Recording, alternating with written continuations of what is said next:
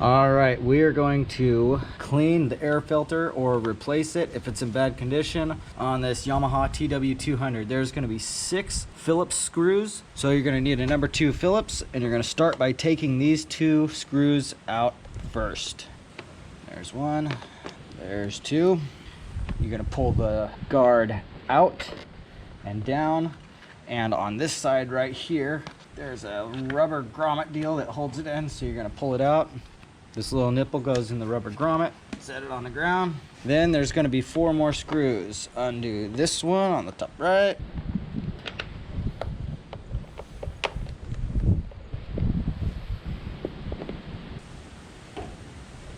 The 2 screws that hold the plastic guard on are a little bit shorter. The 4 screws that are longer are the ones that hold the door to the air box in. Just kind of wiggle it back and forth a little bit. Oh yeah, get that guy off of there. All right. Very, very sticky and oily. Keep track of that seal that comes out of here.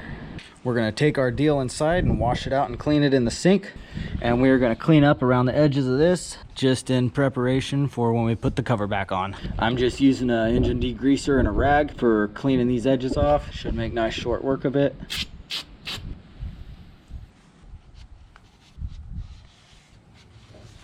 It does not have to be perfectly clean, but it'll make you feel a little bit better if you just keep it a little bit cleaned up in there. Let's take this guy in and wash it. Just gonna start running some water over it, let the water get nice and warm. Any degreaser that you happen to have will work just fine for this, and then after you're done, probably just rinse it out with some Dawn dish soap. Honestly, this filter isn't even that dirty. I've gone about 3,000 miles on it, and I think what it is it's been winter, so there hasn't been a lot of dust in the air, and a lot of that's been street riding. Massage it a little bit. You don't really want to wring on it or twist it or squash it too much. Kind of just massage it to get any of those loose particles, but definitely you don't want to cause any damage to the filters. They're not expensive. You can get a really good aftermarket filter for like 17 bucks on Amazon. So if yours has any tears or cracks or anything in it, you definitely want it replaced. But if it's in good condition like this, then you should be just fine with washing it out and calling it good.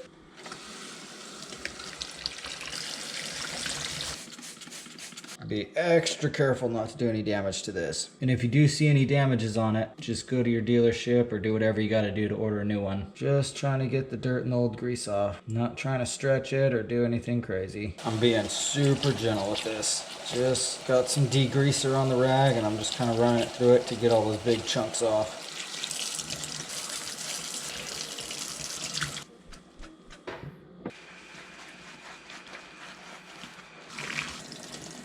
To dry it, put it down on some paper towels, start pressing it.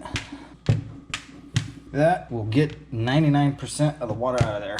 Then I'm gonna take it, put it in front of a space heater for probably a good 30 minutes, and that should be enough where it's totally fine to use. Let's see, that ought to work just perfect, just like that. You could probably use a hair dryer, but I definitely would not suggest using a heat gun because that will just completely scorch it. All right, and so after you get it washed and you've inspected it, make sure it's all clean and good, get yourself a baggie, throw it in there, make sure it's clean in there, of course.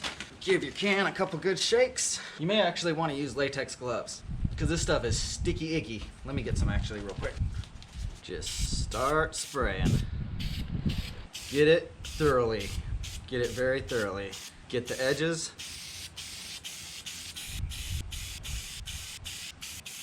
Both sides. Stick it in the bag and start massaging it.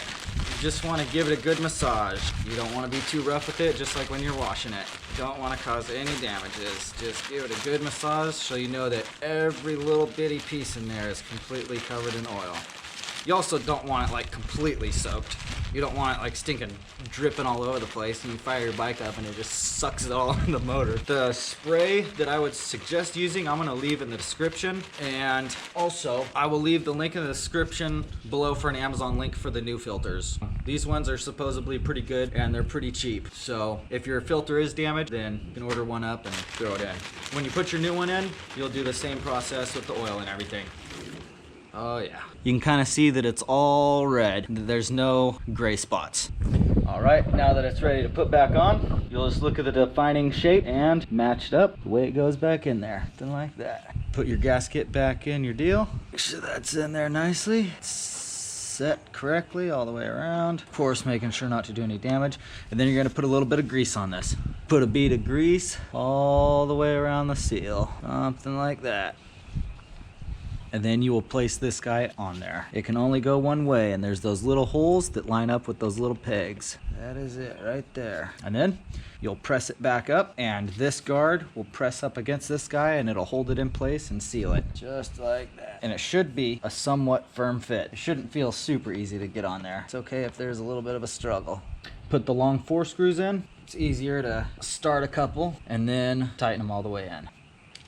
And then just go around and snug them all up. Not too tight, just snug. Feel it get stiff, a little stiff, a little stiff, a little stiff, a little stiff. Stick your little peg in your little rubber hole, and then you're gonna rotate it up and finagle it under the seat and under that back guard. Take your 2 short screws, drop them in the holes. Not too tight, just a little bit snug, about like that. And that's all there is to it. She is ready to ride again.